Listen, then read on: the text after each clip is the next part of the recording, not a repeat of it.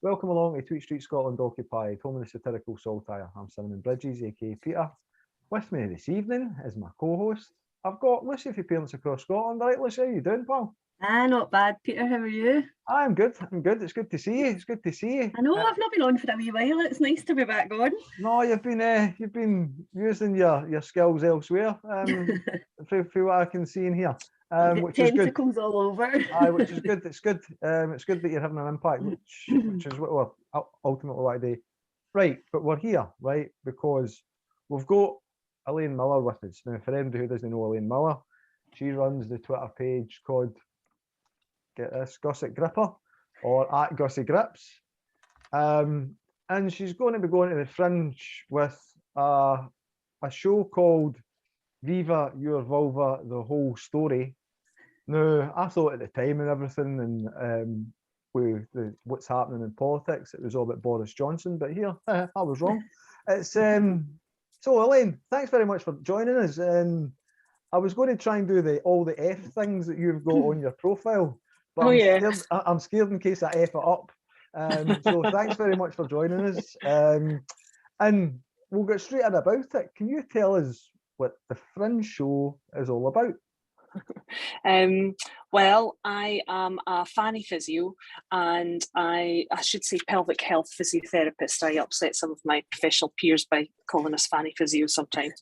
And so women come to see us if they're having, men come as well, but I only treat women because men get everything, if you ask me.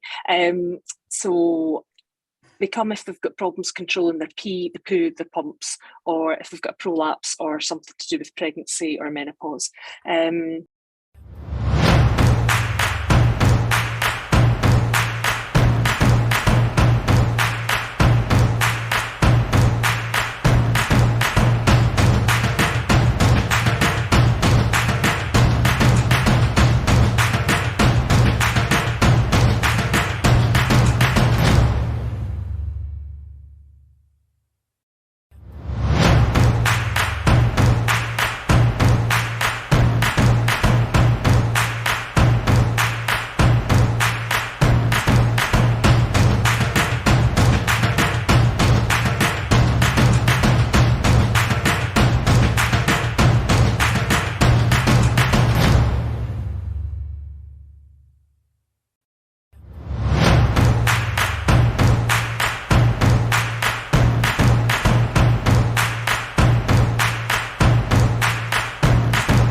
And often in clinic, women don't know very much about what their own body is, like what they can reasonably expect from their genitals, because it's missing from sex ed.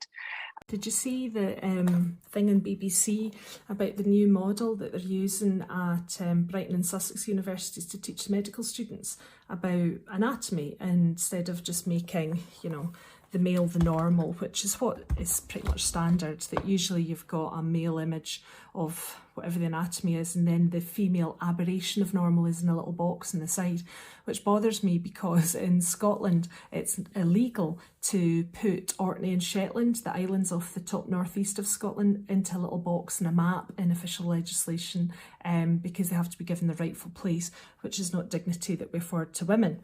But look, I have a wee woman, I have a wee anatomical model, so I'm ahead of the curve. She's kind of flayed, but she's definitely female, but she doesn't have a name or pubes, but I can fix that bit with a Sharpie. So would you like to name my lady while you do your pelvic floor exercises? Go and drop me a message and let me know what you think she should be called. And that's not very good for us. And the government did a study a couple of years ago and found that 50% of UK women don't know the difference between their vulva and their vagina, which is a bit annoying because, most men are fairly confident in establishing which is a penis and which is a testicle, and I just don't really like men being better at stuff than women. So so it does harm, because if you don't know what your bits are, what the names for the bits are, then it makes you more reluctant to go and speak to a doctor if you think you've got a problem.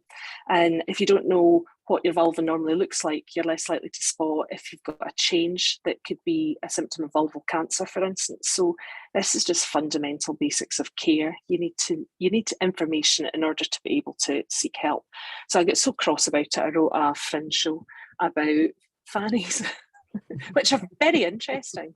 far more interesting than most people realise. I've always found them extremely interesting, I must admit. Lucy, is there something that you are doing? Yes, Elaine. I wasn't expecting it to be as full on. Well, you know, see, my poor Any children, they think it's a bit much too. Oh no, I love the frankness about Fanny that we're getting there. We don't think we talk about it enough, do we? We really don't. And what you said, Elaine's absolutely true. We don't get any education in it, and we don't talk about it. It's seen as embarrassing. You're like, women just don't want to talk about it. Do you think that's because there's just nothing in school, nothing in education that really tells us about it? There's a lot of shame and stigma. Like, you know, women's bodies are useful for some things, but when it comes to just even knowing about what the nice tickly bits are, we don't tell girls about that, and also we don't tell boys. So if you turn out to be a boring heterosexual, then there's a thing called the orgasm gap in the literature, because I forget off the top of my head, I think it says that 43% of straight women have, you know, a round of applause with every sexual encounter that they have, but for bisexual women it's in the 60%, and for lesbian couples then it's about 85% every single sexual encounter that they have, and that's because we don't tell anybody about what the different bits are and what female sexual pleasure is and how it all works. So we just let these poor young teenage lads go, and I mean it's quite a confusing set of contours. Should be sending them out with a wee map, and that just makes life happier. You know, it's just part of being an adult. But people get very, very squeamish about talking about sex, and that means that lots of people are having really, really rubbish sex. Well, I've not heard that myself, but it's one of the things, I suppose. I'm going to do a wee screen share here. Right, so. You're encouraging people to come along to your Fringe show. This is where they can get tickets from, I believe, yes? Thank you. Yes, from the Gilded Balloon or from the Edinburgh Fringe website. Right, okay. So, and it gives you a wee bit about, I'm not doing that, all the Fs, because as I say, I left it up. It's tagged as comedy. Tickets for £8.50 to £15, and it's on from the 3rd to the 28th of August, and it's approximately an hour long. Aye, it's bang on. It's 61 minutes at the moment. I need to shave a minute off. Careful. Careful. Take one of the Fs away. Aye, careful what you're saying. Right, Shaving's in it. Oh, is it? So you can purchase tickets here. You can share it on Facebook, Twitter, and by email. But I think that's what that symbol is. So we'll get back to looking at one another, right? And we'll go back to that later on again. We'll put a wee advert out again at the end, towards the end, Elaine. So did you find that you were forced to go this route of having to do like a stage show, or had you tried other things? Well, it was mostly alcohol induced. I had too much gin in the house, and I was very cross about a patient that had come in and been terribly upset because these problems are really upsetting. But her problem wasn't a big issue. Then I knew that she would be better just with basic education and some advice. And I got so cross about it because women are largely ignorant about these issues that I thought, I had a hobby of doing stand-up. So I thought, I'll just write a Fringe show and see if that works. And it's evidence-based. So the idea is that the information that you'd want to give somebody in clinic, it's just done on stage in an irreverent manner.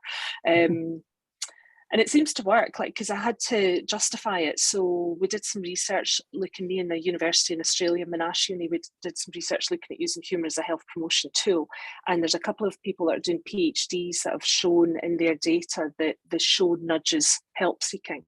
That if they hear me on the radio, there's something about using humour that makes them go, right, I'm going to go and sort this out instead of putting up with it. So it's a sort of accident rather than, being forced. But I do think that there's something in it because very few women go and speak to their doctor. And if you can make it funny, it kind of takes the embarrassment out of it. I hope. Certainly, I've not had anybody be cross and left the show, not yet. Right. Well, I mean, that's not a target, obviously, but it's a good sign. It's a good sign that that's not happened. What sort of encouragement have you had? Well, actually, because women are largely desperate for this information, really keen to know about what their bits are and what they do, and how to make it all work a bit more efficiently, because at the moment in the UK, we don't have anything to teach women about menopause. And every single woman who gets to the grand old age of 51 is likely to be menopausal. The only cure for it is not reaching the age of 51, you know. But we don't teach women about what normal menopause is and how they can manage it, and things they can do to help themselves if they're having symptoms, and what symptoms are not, you shouldn't be expected to tolerate. So that annoys me. So that's largely what the show is about, like what is normal and how to tell if something's not normal, and then where to get help from, with some fart jokes. Well, it's always good. We fart jokes are always good. No, I've given myself the Vulva tiara on this occasion. Very becoming. Thanks very much. I get my hair done and everything so that it fitted properly. Just this is a wee message to anybody who's thinking about going along to the show. Elaine would like people to print off one of these things and wear it as a vulva tiara whenever you just go to the shows.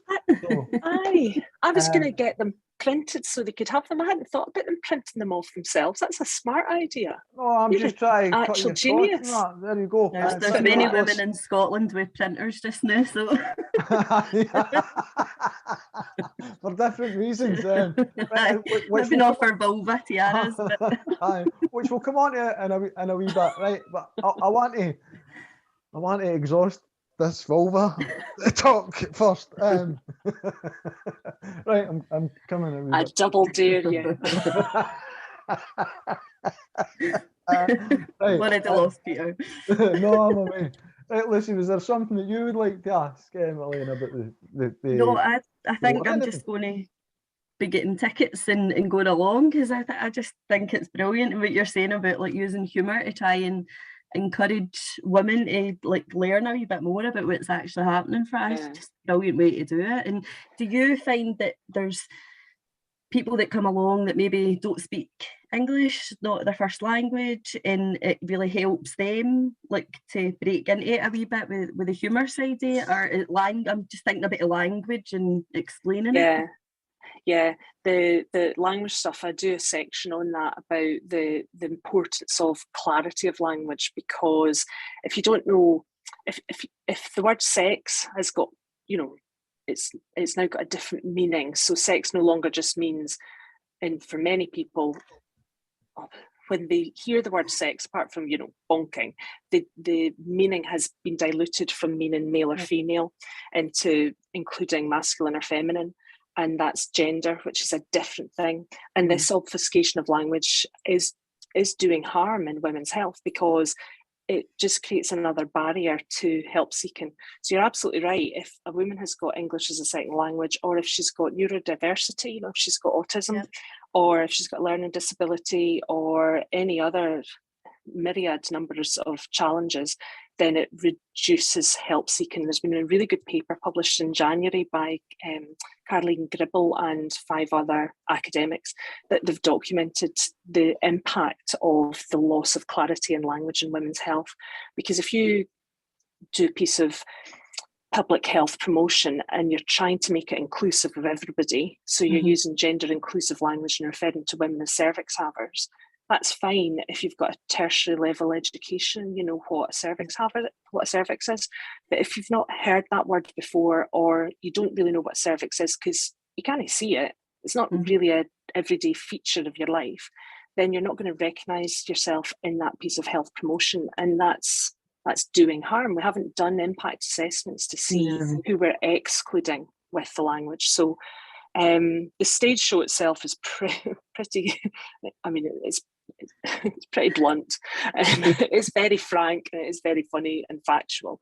but I make a point of clarifying what I mean when I'm talking about sex and gender and sexuality, because there's three different things. Yeah. And once women get that in their heads, then it encourages them to just engage with their body and their sexual health in a much more meaningful way.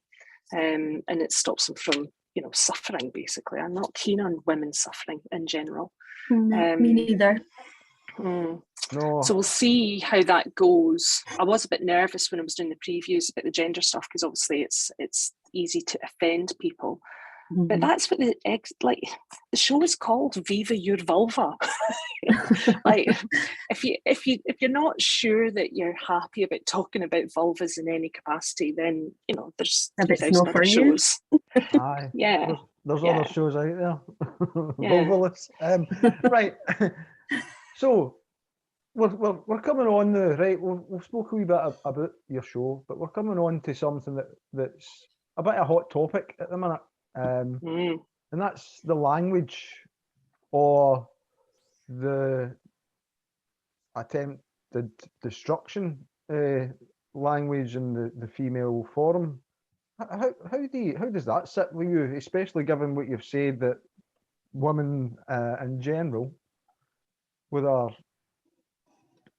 parts, they don't really know what bits are there. I'm not trying to be childish here and sniggering and what have you, but the parts that they don't really know that what's the bit for bit, and yet you've got people trying to distract for that way, removing language and saying that somebody else can be a part of that quite clearly can. Does that not confuse that matter even more?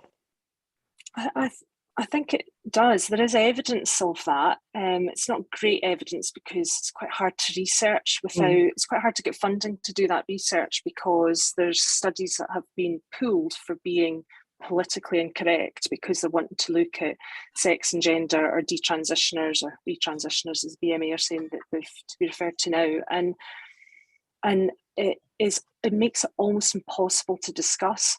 But if you can't define a term, if you can't define a population of people, then you can't research them. It becomes totally meaningless. You need to have clarity. And that's never good for anybody, because everybody deserves to have the best level of evidence supporting their care and their approach to public education or sex education. And we're losing that. Now, if somebody's a patient, say there's a person that's got a gender difference that's having a baby, then they should be referred to as they would wish. That's absolutely fine. All the documentation and all of the patient information that they get should be geared towards that. Just exactly the same way as if you had a patient that, had a trauma or a bereavement or had a faith need, then you would accommodate that. It's not extra special. It's just a particular person's need. But when you start trying to include that individual's need against everybody else's needs, and you don't do an impact assessment to see what the effect of that is on these vulnerable populations, because women that, are asylum seekers, that have got English as a second language, that have had, FGM, for instance, they have specific needs, and you need to be really clear about what those needs are. And if you can't define it, you're not delivering good care. And I think that populations like that, really, really, everybody deserves good care, but you've got to get it right for people like that. So there was a Stushy on a woman did an article about midwives that were being taught about how to catheterize male organs, which is just incredible. Bryndis Blackadder published this article in Redux, and it landed up getting caught up into the mainstream media. And it's the same problem, because if the narrative that trans women are women, which are recognised in law and society, that's what's happening in Scotland, that's fine. But the end point of that is, if trans women are women, then that means that trans women need to be included in a policy and procedure in midwifery care, because women have babies. So if you don't include that, then you're excluding them. So I think that's where it came about, that somebody's just trying to be inclusive, but forgetting about basic biology, because male people cannot get pregnant.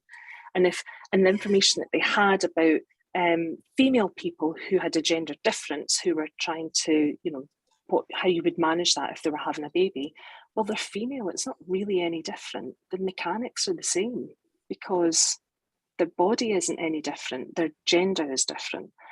So it became a whole big stooshy, and it's still rumbling on, and I'm sure they'll sort it out. And I'm sure that it's come from a good place, that they're just trying to make a vulnerable population feel comfortable. But the fact of the matter is that trans women are male. Mm-hmm. They're feminine, their gender is feminine, but their sex is male. So there's no place for them in midwifery because they are not going to ever need that service.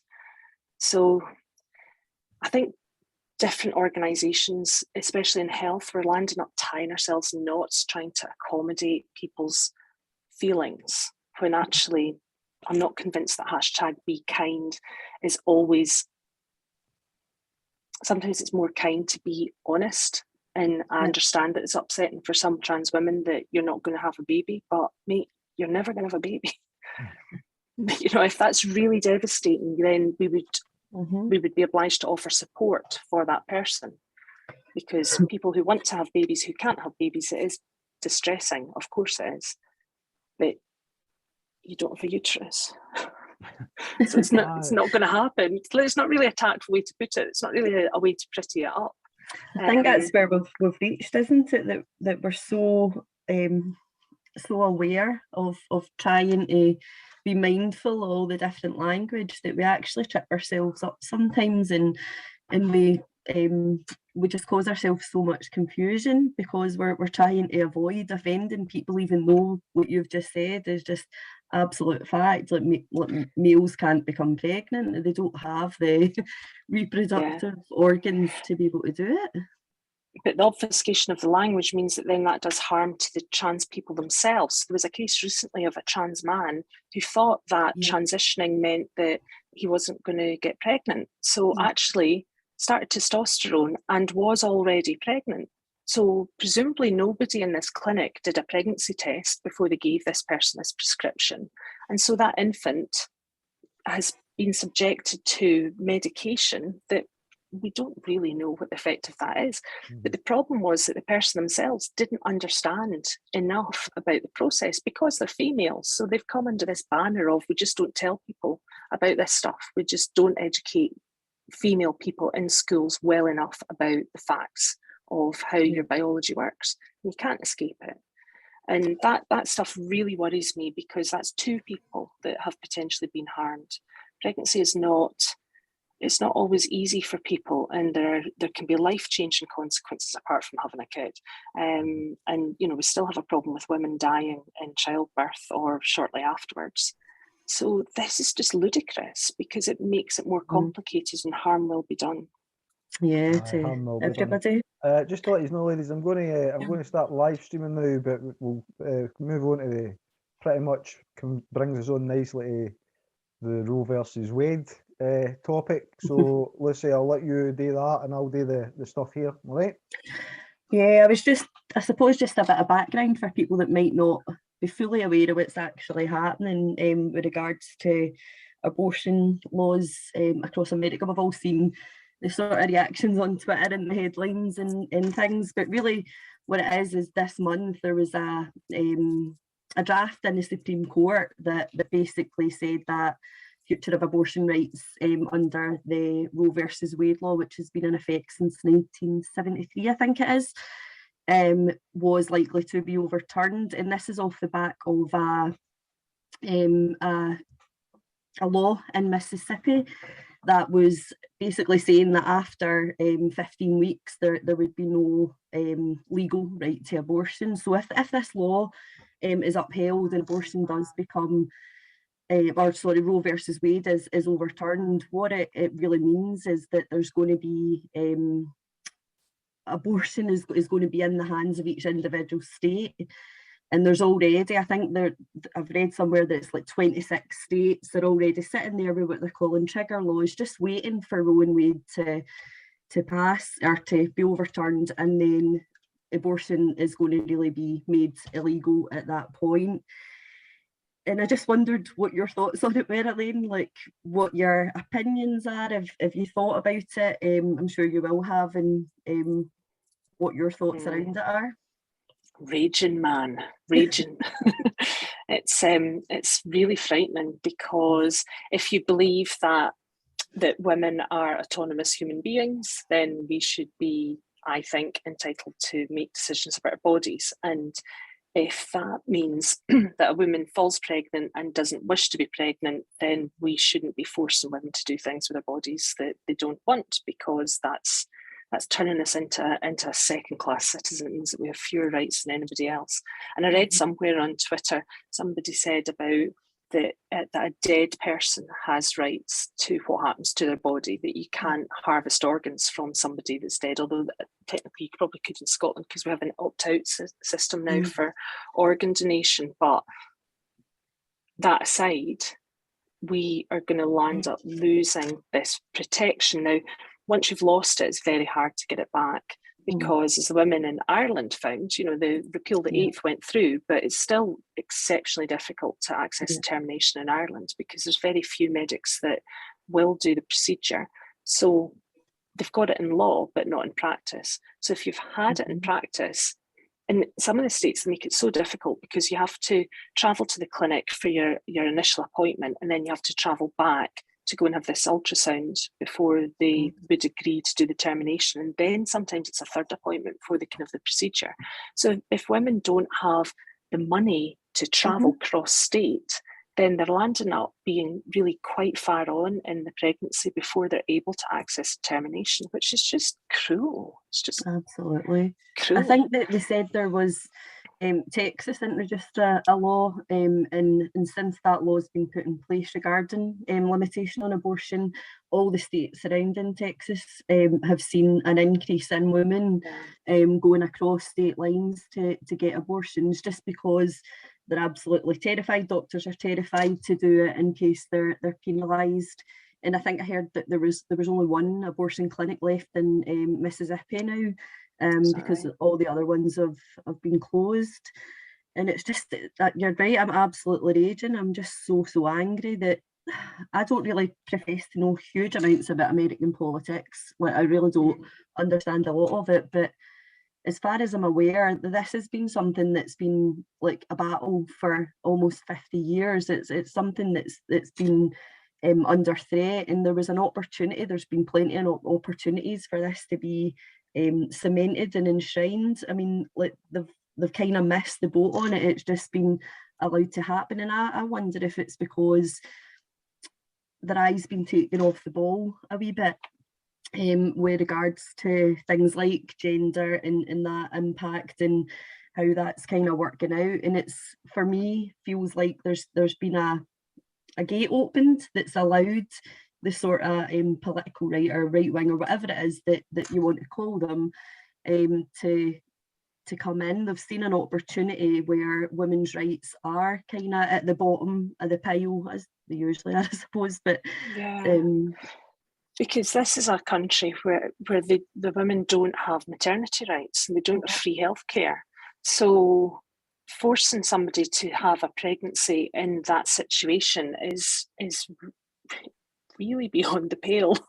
Like if they are championing birth and children in this way, then you would expect that they would have a decent state system that would provide support for mothers and for people that are living in poverty.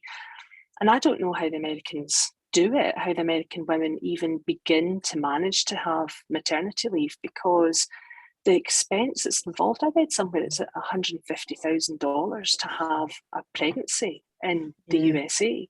So if you don't have insurance to do that, then you're basically not going to access the care, which means that puts your risk up. And in the UK, we had this Embrace report a couple of years ago that was looking at the deaths of mothers in the UK and found that if you're Black, you're 5 times more likely to die in Britain having a baby as a Black woman as you are a white woman. There's no biological reason for that. There's no physiological reason. It must just be racism. But these are women that are able to access excellent care at the point of need for free on their doorstep, and we're still losing 5 times more. So in the US, the getting pregnant is not the difficult bit. The getting to the end of the pregnancy is not the difficult bit. But if they've not had any care or input, then they're at risk. And because my work is, like in clinic, you see women that have had birth injuries that can be absolutely devastating and completely life-changing. And I get very, very cross that these men who may not know the difference between a clitoris and a uterus, I don't know, but I know that a lot of women aren't very sure about which is which either. They're making these decisions on issues that are not going to affect them, and they're not listening to women, which is kind of how it's been for 4,000 years. Nobody listens to the women. They don't care. They don't care that women will die. They don't care that women will access unsafe terminations. Although actually, I think it's probably changed since the 50s, because we've now got, medication. You can get misoprostol over the, the tablet that you can take and have a termination through the medication, which is what's been happening in Ireland for a long, long time since that medication came out. There's groups of women that will post the medication to women that need it in Ireland. Yeah, and I expect that's probably what will happen, that we won't likely go back to awful, awful things that women did to themselves to try and end a pregnancy. Do you know, it's just basic care. Elaine, I'd read that somebody posted a really fantastic tweet. I'll need to look it out, but it was in response to that there seemed to be so many men saying abortion shouldn't be used as a contraceptive, abortion shouldn't be the first option. And the tweet just documented the way that women have attempted to control their pregnancies themselves, whether that's through abortion or not, and all the different ways that they've done it. It just didn't have the name abortion, and it wasn't covered in law. So it's certainly something that women have unfortunately had to face and try and manage themselves throughout the years. Yeah, because if you want to reduce abortion, then you need to have decent sex ed. You need to get young people, boys and girls, to understand how conception happens and give them access to free contraception and lashings of the stuff so that it's available all over the place, and you give them just facts and resources. That's how you do it. If you try and teach abstinence, well, there's oodles of decades of research that shows it doesn't work. That's how you get pregnant teenagers. Teenagers are not stupid. They're horny, but they're not stupid. The Dutch model works. They have such a low rate because they educate them, and they have a much later average age of children becoming sexually active as well, which is good because it's a complicated thing. And from a selfish point of view, the older you are and the more you understand about your own body, the more likely it is that you'll have a good time. And that's kind of the point, It's supposed to be fun. But we shouldn't really... I wouldn't be very happy if a 15-year-old was allowed to adopt a baby. I don't think that's something that we would encourage, because they're so young. It's unusual for somebody of that age to be responsible enough to be able to manage an infant. So why are we going to be forcing them to have a baby themselves? It's just illogical. So many women and children that are going to be left behind with this and really, really harmed from it. And the babies that are born themselves, if you found out that your mother didn't want you, that you were born because she couldn't access a termination, that's not going to be good for you. Nobody, you hear about people that know that their mothers never bonded with them, or they didn't have a particularly nurturing kind of childhood and upbringing, that adults in their lives let them down, and it does harm. It has a huge impact on people for the rest of their lives. Absolutely. So I'm not sure that it's a kindness to have somebody born to somebody that does not want them. They end up as Supreme Court judges and making decisions on women's rights. But the sounds when I said that we were going to talk about this, Elaine, and to be fair, it's one of these things that I feel hypocritical talking about it, because it's a case of, I can't believe the things that it's no first meant to be deciding these issues, as far as I'm concerned. This is for women. This is women's autonomy on their own body. It's for women to make these decisions, or at least for women to make the laws on what decisions get made, and no men, rather than... Well, I don't know, because we don't get pregnant on our own. there's usually a man in the vicinity I at the know, time. I know. And I just I think threw my trousers past my wife. That was it, you know. No, but like, again, in the family situation, there's a decision there, but it's not for the lawmakers to decide what's to be done for every single person. If you ask me, it's for them to decide for themselves, or else you're just a drone. You're just a drone for the government. It's interesting that the way that they're framing it is that it's going to have these awful life-changing impacts for the women, and they're not looking at, well, what could men do to reduce unwanted pregnancies? That vasectomy is a now smashing surgery, and the reversal rates are pretty good.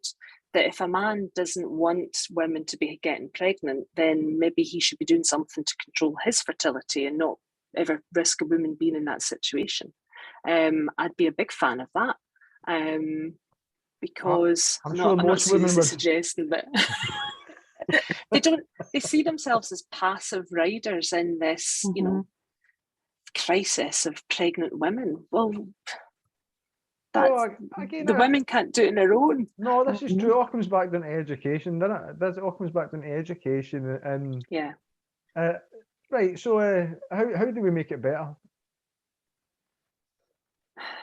I worry that this is going to lead to civil unrest, and I know that sounds dramatic, No, but women are really angry, really angry, because I'm the same age as Roe versus Wade, and I've got a daughter who has fewer rights than I had, and I thought that we had it sorted in the 90s when I was her age then, and I can't believe that I'm watching The Handmaid's Tale in real time. I can't actually comprehend that in my country we're removing rights from 51% of the population without a debate and without considering what the impact is on and they're doing it so quietly that most women don't even know that it's happening.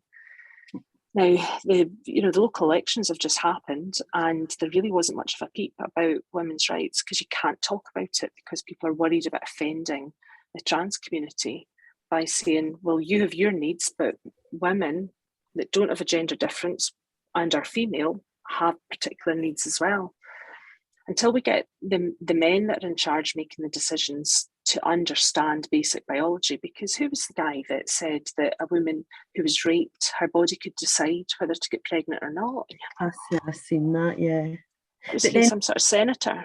He was, yeah. I remember seeing the wee video of him, but see, just on that, like Planned Parenthood, for example, obviously they've got a nice wee sideline of providing children with experimental drugs at the minute, but with what they have said is that they think that they've been too narrowly focused on women's rights to the exclusion of I think it was transgender and non-binary. Now, I wonder if, I don't wonder, I know that I can't separate it, what's happening with the abortion laws and what's happening with the sort of taking over in the obfuscation of language. But for an organisation that was, that was its primary purpose, has been set up to support women at this stage in their life when they'll need it. And they're saying that their focus has been too narrow because it's only been on women, and they're excluding people because of that. Now, I wonder if that's where I'm thinking that because the focus has been shifted and women's rights are seen as this uncool thing that only your mum thinks about, along with abortion. Who wants to even think about that? Nobody but the fusty old women want to talk about like biological reality. And we're seeing a generation, I think, that have maybe taken their rights for granted. And I don't blame them. Even something's there, of course. Like, but what they've done is they've become so internalized, and everything's become a kind of about me. It's about what I want and what I feel, and it's not about the reality of what goes on for women and the need for it. So when we're talking about women and abortion, when I get really, really angry about this, when I hear people say to me, well, it's not just women, and I'm like, right, well, I can understand if you identify differently and on a case-by-case basis, if that's the way you're wanting to be spoken about or treated, if you need to access this service. But I just feel that we're too far into this now, because we've we've taken our eye off the ball, and we've kind of seen a generation of women that don't really understand what like the women in the 60s and 70s absolutely fought for. Yeah. Yeah, they forget that these women are so rude about, because the ageism is now that I'm getting older, I'm beginning to understand what ageism is. And they forget that the women that they're being so rude about that are in their 70s and into their early 80s, they were the badasses that were burning their bras. They were the ones that were getting up to all sorts of outrageous behaviour in the summer of love. These are not, these are not narrow-minded people. These were the people that created a huge social change. And so for these younger women, the young people always think that they're the renegades. They always believe that about themselves. But have you not read any history at all? And it's really recent. Like, what on earth are you talking about? You're right about it goes back down to language. But the fact of the matter is that they are female regardless. And I think one of the complexities with this is that some of these young people believe that you can change sex because that's what they've been told. And then they have this double disappointment because it's not true. You can't change your sex. You can change it in law and you can change your appearance, but your physiology is fixed. And I think it's harmful for the gender organisations to create this confusion about that, because there was a case of a trans man that turned up with abdominal pain in an accident emergency, and the trans man told the nurse that they were a trans man, but the nurse didn't quite register this, didn't quite register what it meant. And it took them a long time to figure out that what this person was trying to communicate was that they were female. And if they turned up looking like a woman, or if they had female marker on their medical notes, the first thing they would have done would have been a pregnancy test. And very sadly, the trans man was in labour with an unexpected pregnancy, and the baby died, which was because of the confusion with language, because the trans man had changed their markers on their medical records to say that they were male, but they are not male. And harm was done, and the baby was lost, and out of politeness, because it's nicer apparently to pretend that you can change sex. I fundamentally disagree with it, because I've heard too many stories where people are landing up in trouble because they've been lied to. You can't change sex. Why are we indulging this lie from these powerful organisations? Because there are young people that have been really harmed by it, and I can't bear it.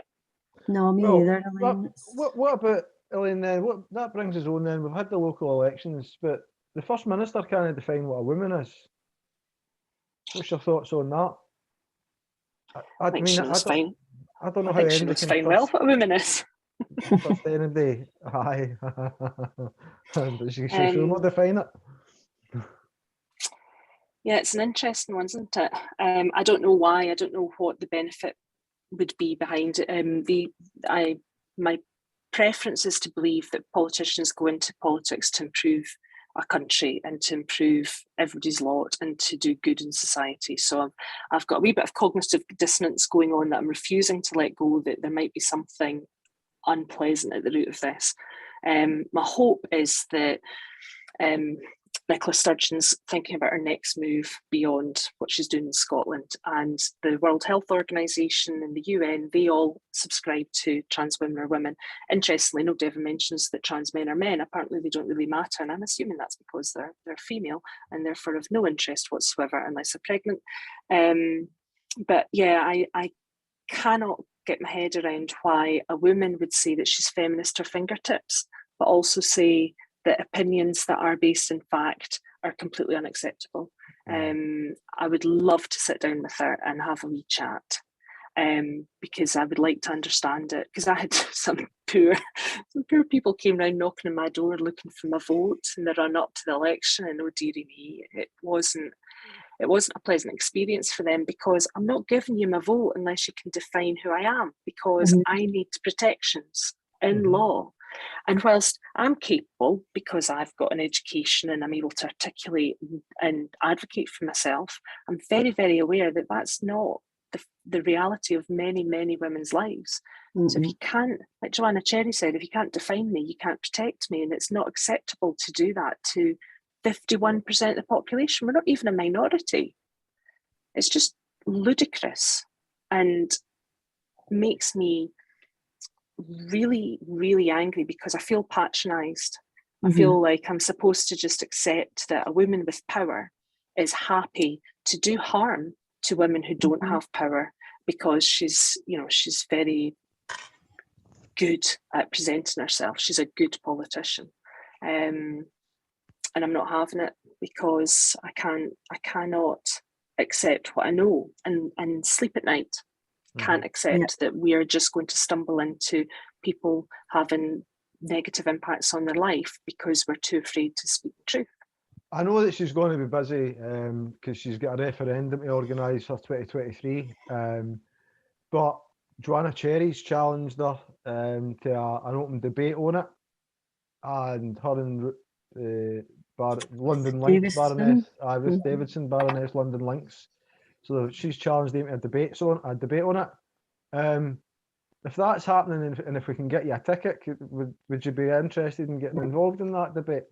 Aye. Yeah, I would be because if you look at who's advising the government on this stuff, they seem to have a lack of people that have got experience and expertise in actual health. The people that are advising them are often, they've got a trans background themselves. Now, patient expertise is important. But if you're only consulting, if you look at Stonewall's their exec board doesn't have any medics on it. Their trustees has one medic, and that person works in HIV and sexual health, which is relevant and important, but they don't know anything about child development. So who is it that's actually giving them the advice? And I'm been unable to establish who it is that's advising Holyrood. The gender consultants that I know that we have, none of them know about gynecology. None of them know about what I know about joints and shoulders. If you have a double mastectomy, then that's going to affect your shoulder joints. If a woman's got cancer and we do a mastectomy, then we make sure that her shoulder is working because it's incredibly disabling having a frozen shoulder. It interferes with lots and lots of different things. But there's no provision for these young people that are having a double mastectomy. And I wrote a proposal and tried to get it submitted, but one voice is very hard. So I'd be quite interested because I think that the stuff that I know about could actually improve these people's lives in a really significant way, and it's cheap as chips to do. And they've got £9 million that's been pledged to Marie Todd's office in order to roll this out. Well, what are you going to do with it? I can give you information. Why am I not on your board? Why have you not spoken to me? Because I'm like that. Hello. Please let me help. You've got the wrong views, the not valid views. Is that it? Have you got a qualification in drama, musical dance, and like that? Because that seems to be the specialist subjects. I mean, if you can do it in the form of musical interpretation. Which I wouldn't denigrate. These are useful. We need people with all sorts of different qualifications and all sorts of different insights. But I think maybe somebody that's got a science background and understands how to look at data, because the information that they work from, we hear a lot about the suicide statistics. It's from really bad research. It's done by research that's been conducted by people who are marketers. The Stonewall people that have put this together are not scientists. So it's just really a survey like a shampoo advert would come up with. 83% of people who used my conditioner said it was fantastic. That's the level of quality of evidence that we are changing laws over. It's absolute lunacy. There's not a single academic that's involved in these decisions. Replacing why laws, not? They're replacing laws with guidance, and just think that people are just going to accept it. I mean, obviously suicide's not a joking matter. The male suicide rate is quite high. So when it comes to people who identify as female, and they class that. It wouldn't surprise me. The organisation Stonewall just says, "Oh, aye, well, the male suicide rates is high because they can't deal with the fact that they're all trans." Right? It would be as daft as that. Alison Bailey's taking Stonewall to court. Have you been keeping an eye on that? Yeah. She's an interesting woman, isn't she? Mhm. Aye. Very brave. Yeah. And I am fascinated by what the outcome of what will unfold, because it's quite a long case. They've put aside quite a lot of time. Perhaps because Alison's submission, her statement is quite long. There's obviously a lot to go through, and these are the case. The people that she's complaining about are really educated, but they don't seem to have much in the way of common sense. And I think it's the same problem, that they're trying not to offend people, and they're trying to be seen to get the ticks for Stonewall inclusion, and therefore there is no actual discussion in a meaningful way with anybody that understands the issue. It's a lot. It's alien. It seems alien. There's no connection. Everything seems too far apart. There's no ideas bouncing off one another. Everybody's miles apart. That's what's been allowed to happen, isn't it? There's been a gap allowed to be created, and then this battlefield right in the middle of it. But it's been allowed to be created because nobody's actually stood up and said, no, well, apart from all of us on the ground doing it, but nobody's officially stood up and said, no, look, we need to have a conversation about this. How do we move from conflict to conversation? Where do we go? How do we get there? It's just everything's been pushed aside, and women have been labelled in a certain way when we're talking about certain things, and it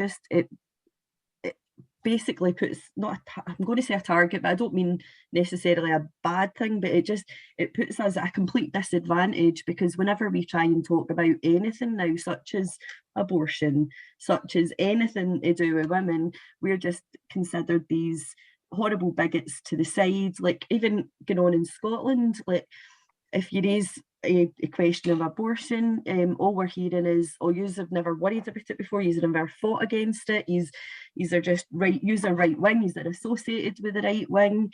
And it's like, well, actually no, we've just been vilified, and we've been put into this basket cases basically, so we can't actually speak on anything because nobody's willing to listen to us. Which was a deliberate thing, because Ruth Hunt put in place #no debate, acceptance without exception, and if somebody said that they were trans, they were trans. So therefore, there's not been any proper analysis done about what gender means. And I doubt very much that the needs of a person who is male and transitions in their mid-50s match in any way the needs of a person who is female and starts to have difficulty with their body during puberty. I think those are two quite separate categories of people that really they have nothing in common. And that needs to be debated, that needs to be picked out about who are the different groups that are coming underneath this umbrella that they created, and how do we help them? Because what's going to help a 14-year-old child that's female has got absolutely no relevance to somebody that's got a successful career and a pension and all of these benefits. Their kids have grown up, and then suddenly they're able to express their gender in a way that they were prevented from earlier. And they've been allowed to go through that, haven't they? They've been allowed to develop and to go on to have children, and the potential is that we're in a position where that 14-year-old isn't necessarily going to have that opportunity. Their needs are completely separate. I totally agree. It's a bizarre thing that we find that it's all just lumped in together, and as you say, it's quite deliberate. It's been something that's been kind of planted, and then we're seeing the mess. We're right in the middle of the mess where we can't talk about our reproductive rights and things that are impacting our children. Oh, because that's something that's alarmed myself, Elaine, and also Lucy, because I know that we've got this in common. There's safeguarding issues that fall off the back of all of this as well. I'm probably more, I don't know if I'm more of a cynic, and would say that the attack on women as a way to give free rein on kids. Is how I would say it. They're trying to lower the age of consent with the hope to try and remove it. I mean, we've seen some of the things that have been said about, well, paedophiles. Let's give them the name that everybody knows them as, paedophiles, but they're trying to brand them as minor attracted persons and change the language to make it more of an issue, more of inclusive. Inclusive, progressive. This word everybody's saying progressive. Well, it's no progressive, if you ask me. What's your thoughts? I think that there's social norms that are really important, and I agree with you. If the government are asking, a survey that they were putting into schools where they're asking children about their sexual activity, and they would give that to my 14-year-old son, asking them what his sexual experiences were. Even the census was asking whether my children were heterosexual, homosexual, or bisexual. Well, he's 14. I don't know.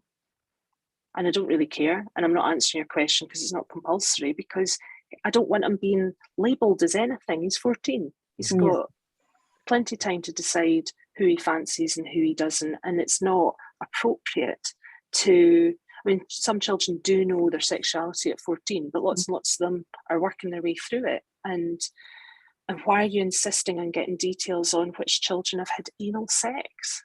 Because my kid is 14 and the age of consent is 16. So if he answers that and he says that a partner, I shouldn't make it about him, should I? If a child answers that and says that their partner is younger than them, well, that's rape. So I said to my sons, do not fill that form out, because they are making rapists of the boys if they're being sexually active, which is completely normal within within society. It's not unusual for 14-year-olds to be sexually active, but for the government to be asking exactly what you get up to without saying what they're going to do with this information, there's no safeguarding for those children, because a lot of the children that have been sexually active, it's not been their choice. There's not been consenting to this. So you ask them a question in a classroom setting and there's no care for them. There's no holding their hands and saying, my goodness, you've just disclosed a crime to your chemistry teacher in front of 33 other kids. It's insane. It just breaks down the boundaries of language. Children should not need to talk about sex unless they bring it up themselves because they need help or they need advice. The government should not be asking my sons about who they're shagging, because they're too young to be shagging in law. Absolutely. And there's so many different ways that they're able to get that, because I agree. I think we absolutely need sex education. I mean, it's like important. It's important that children know how to be safe and that they know, if we can include things like women's health and girls' health specifically, and things like abortion, and not like just the moral dilemma. Like, actually, these are like abortion. The earlier you get support with it, the easier it will be. It can be safe and all that kind of stuff. So I think that we do need that sort of education, but there's ways that you can get it. Like there's absolutely loads of ways. I speak to a lot of teachers and they've said, I mean, we've got information that can be provided to enable like sex education to be developed. There doesn't need to be a survey that puts children even more at risk if they're experiencing trauma, or just places them in a position that opens them up like to additional vulnerability in the playground and bullying. I mean, you know what kids are like. They're going to go out, and if somebody's opted out of it, it's why have you opted out of it, or what did you answer to that question? It just opens up absolute so many issues. And I can't believe, as much as I struggle with what's happening, I can't believe that a group of people sat around a table and made a decision to put that out, and did not one of them stopped and went, right, hold on a wee minute. And these are governments that are making laws that decide things for. If you've got civil servants that don't have safeguarding at the very forefront of everything that they do, then we have a real problem. And putting that survey into schools with children that some of them will have been abused. Why are you doing that to them? That's is just insane. There's nothing good about this. And then there's this sort of lack of clarity about what the information is for and where they're going to store it. And then it turns out it's actually linked to each student number. So they would be able to identify those children. Well, who needs that information? Who needs to know which children are sexually active? It makes me really, really uncomfortable, because if that information got into somebody that had nefarious motivation, then you're creating it's monstrous. It's absolutely monstrous. It's a bad situation to even think about, contemplate. Now, there's been information shared on some of the teaching materials, not just the questionnaires that they've been asking kids, but the teaching materials for schools. What's your thoughts on this here? Now, this is targeted. This is stage 1, so for children aged 3 to 5, to identify these body parts. Now, I'll read it out. It's arm, bottom, ears, eyes, hand, head, knees, leg, mouth, nose, nipples, penis, scrotum and testicles, toes and vulva. Do you think that that's suitable for 3 to 5-year-olds? It's not very CBeebies in the look of it anyway, is it? I mean, No. what I'm thinking is maybe they should get Mr. Tumble as the model. Maybe that would be more helpful. So there's lots of evidence that children that are able to identify their body parts and use correct words for their genitals is protective, because then if somebody is doing harm to that child, they're able to articulate it. That's a good thing. If we're going to reduce shame and stigma, then we need to have an ability for adults to talk about it, and that starts with childhood. But there is a level of appropriateness of information. It needs to be age appropriate. Why do they need to know so many details? I'd be wondering who's asking them. Is it a teacher? Is it in nursery school? Is it in nursery? Is it in primary school? Are parents involved? I'd like to know the context around it, because I agree that this is going to be a wee bit of an extreme story, but I'm no doubt you'll have heard something similar. But the wee girl that goes in and said, "Oh, our uncle done something and he took her cookie, or he done something to her cookie," and they missed the fact that she was being sexually abused by her uncle because she used the word cookie to describe what she thought she'd been taught. So there is the element of it that it's a protective measure if they do know the names of things. But I think 3 to 5-year-old, as a parent of 2 young children, I'd want to be involved, and I wouldn't want that to be done through education unless I knew exactly who was doing it and who was providing it, because we've got an issue where at the minute in Scotland in schools where we're just there's so many lobby groups allowed to go in, there's so many organisations going into schools and accessing the curriculum and providing training and providing information that we know is sometimes placing a safeguarding risk. So I don't know that that's an appropriate thing to be for a 3 to 5-year-old in a school without any involvement. So I'd want to know a wee bit more. Just to add on to what you were saying there, Lucy, before you comment on that, Elaine. But if we take the GRA and the potential to self-ID, now Shona Robinson's comment that people don't try to disguise what they're doing to gain access, which we know it's bullshit, right? It's a load of rubbish, because you look at Jimmy Savile, you look at Barry Bennell, you could rhyme off name after name after name, Tory ministers and everything of late. So you've got all these safeguarding issues that could potentially be getting cast aside in Scotland with this self-ID if people can change their identifiers that we were talking about. And we talked about earlier that had consequences with somebody and a child dying, but in this it could have consequences for children, because people will look for any loophole they can to gain access. They don't have on their forehead that I'm a baddie, right? Be wary of me, you know what I mean? So just to add on to Lucy's, what's your thoughts on that? I think as well, if you think about we just recently So Safeguarding Our Schools, along with EBSWA, we went and met the SSSC, because we'd actually identified, and I think that others had identified, like For Women Scotland had came across it, and Eva Comrie had came across it, but we brought it back up to them with regards to obtaining a PVG. So what you're saying about people being in schools and then possibly being there for nefarious reasons, it turns out that there's this part of the PVG system that allows anybody who is transgender to not have their birth sex passed on to the employer. So basically it means that anybody, and we're relying on a person to be honest about their identity. So this is not to say, and I'm not suggesting in any way, that transgender people are going to be using this as a way to harm people. What I'm suggesting is it opens up a loophole with a foreseeable risk that I can't believe that people aren't seeing. But basically somebody can be provided with a PVG, their employer doesn't need to know their previous sex, therefore they're in a position where they're providing support and care to vulnerable children and adults without them necessarily knowing, and then their autonomy has been taken away. But there's also the risk for schools. If it happens and it's a teacher, there's also the risk for after school clubs, for sports clubs, for coaches. There's just so many issues.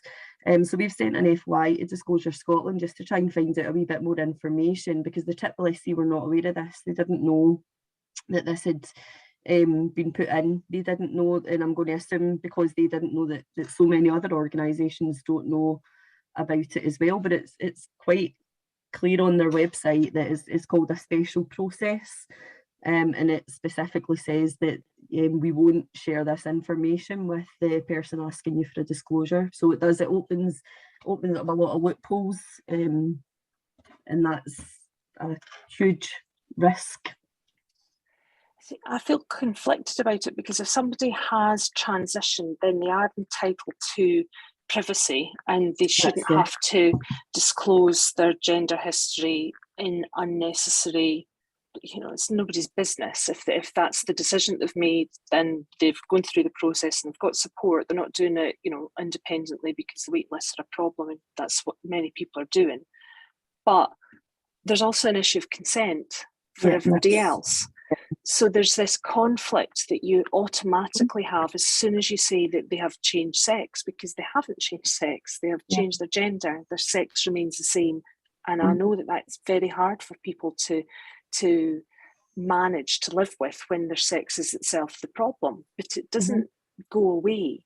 So if you've then got a situation where parents believe that their children are with somebody who's female and they're not, that's a consent issue, in exactly the same way as women should be able to consent to being pregnant or consent to having sex.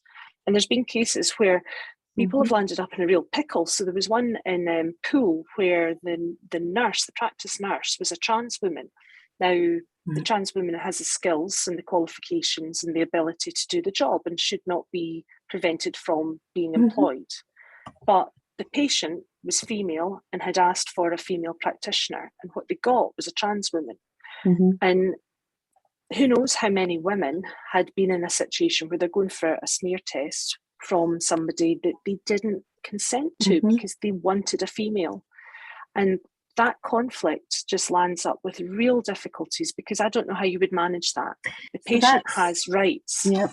And the trans person's rights, absolutely. And that's the conflict I think that we find ourselves in, isn't it? When with the GRA, and when Nicola Sturgeon and all the rest of them are saying there's absolutely no conflict, and I'll say this until my dying breath, this is a clear-cut case of there being a massive conflict of two rights.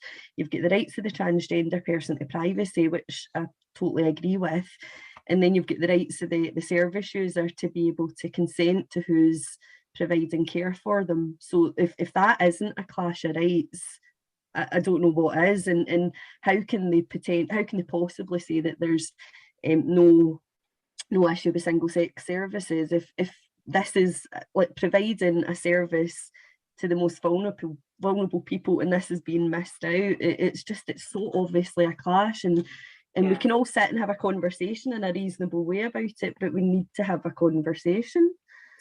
And if the law was correct and accurate and said that the trans woman is male, then that mistake would never have happened. Absolutely. And the two people that are in that room they're both feeling bad. They're both having a terrible time. The manager that's allowed this situation to happen, I don't know how they could have prevented it, because they have employment law to follow, and it's inevitable. It's going to become really, really common, and it does harm to everybody. The only solution is to get clarity of language and to reclaim sex to mean your biological sex, and to stop saying that we have people transitioning from male to female.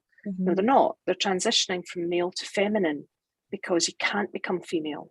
We should not be talking about trans, anything to do with sex has to be male and female, and that's it, and that's fixed and immutable, because otherwise we are doing harm to the trans people themselves that are being sold a lie. And oftentimes as children. Right, well, because we're coming towards the end, right? It's not the end of us, just the end of the recording, or the live stream, because we're live, just so that you know. We have been for a wee while. So let's come away from, because you have missed all the funny stuff, by the way. All the funny stuff is at the beginning. See, that was the tactic, so that you need to go back and once the recording's made available, you just go and watch it, and then there you go, right? But we're going to kind of a link back to it. So it all started with Viva Your Vulva, the whole story. Now, tell everybody how they can find out about that particular show and a wee bit more about what you're putting behind it. And I'll do a wee screen share. So Edinburgh Fringe is a huge event. If you live in Edinburgh, it's a bit annoying. So you can't get on the bus. It's full of people with double bases and dressed as potatoes and who knows what getting in your way. But I wondered about using the arts in order to disseminate health promotion information, which is what the show really is. But it teaches you what's in your pants. And I realised that for women, there's evidence that if you know about what you can reasonably expect in your genitals and you know how they all work, then it improves your sexual function in itself. So my show is scientifically evidenced to improve your orgasms. And if that's not worth a tenner, I don't know what is. No, don't be going off on that. No, they're just like that. Right, so this is where you can get the tickets for Elaine's show, Viva Your Vulva, the whole story. You can get it from Gilded Balloon and also from the Edinburgh Fringe website. Edfringe.com. Edfringe.com. It gives you a wee bit about it, so don't forget to get your tickets, get along between the 3rd and the 28th of August. 60 minutes, what's 60 minutes of your life, right? A wee bit of a laugh and a wee bit of education, hopefully. Well, I know, not for me, for you, right? So no, for you. I'm just like, listen, you think, kind of teach your granny how to suck eggs or something. I think it was. Sure, you just need to throw your trousers at your wife. You're leaving yourself open there. That's exactly what I've done. No, that's exactly what I've done, because the minute the wife sees this, she's going to be going, all right. You'll be getting frog marched onto that show. I don't talk about you enough on the podcast, so this is me talking about it now. Like, what subject? I mean, hi wife. Right now, I want to say thanks very much for taking the time out of your busy schedule to speak with us, so that we can pass this on to other people. Well, thanks for having me on. Oh, it's been wonderful. It has been a blast. It was real. Again, you've missed all the funny stuff at the beginning, so you don't need to watch all that. We had a right good hit at the beginning and towards the end. The serious stuff was all in the middle. It was like, what do you call it? It's not a shit. I was just going to say that, like a shit sandwich, except it's not a shit sandwich. It's a shit sandwich because the shit was the middle. Right, we just had a shit sandwich show. Thanks very much to Elaine Miller. Thanks, Lucy. I'll get you to say good night. Oh, good night, everybody. Thanks so much, Elaine. That felt like just a good wee chat and a conversation. Thank you. Yeah, thoroughly I've enjoyed myself. Thoroughly enjoyed the chat. And I'll try and get some tickets for your show and bring myself and my wife along, and hopefully we can get a wee autograph off you or something like that. We'll just be, hey, use your autograph. You're at the fringe. You're at the fringe, missus. I'll be throwing prizes and gadgets and information at you. Well, don't forget, if you're going to get your printed vulva tiaras on, there's a picture that you'll see in the edit. And that's pretty much it for the night, because I'm just babbling on there, right? I'm having a wee bit of laugh again, thinking about what we were talking about earlier. So, for Cinema Bridges, for Tweet Street, for Lucy, for Parents Across Scotland, for Elaine Miller, for Viva, Your Vulva, The Whole Story, and more. It's good night, and we'll catch you on the flip side. Contracts wait, so the fringe is on. So the tickets for Viva Your Vulva, The Whole Story, go on sale on the 7th of April, which is quite soon. It's not tomorrow, it's the next day. So I will be bombarding you with the link, because I have to sell the tickets, and I've got quite a lot to sell. It's quite a big room, but it's wheelchair accessible, so I'm so pleased about it. And there's a nice bar actually in the Patter House as well. So Viva Your Vulva, The Whole Story, HOLE obviously. It's the Patter House, which is part of Gilded Balloon, and it's on Chambers Street. So if you know Edinburgh, it's the same road that the National Museum's on. It's just down the other end from that, and there's a really nice bar in there as well. So I'm so pleased, I'm looking forward to it. If you do come and you need continuing professional development, the show counts, and you can get the CPD references and things to download. I'll see you there.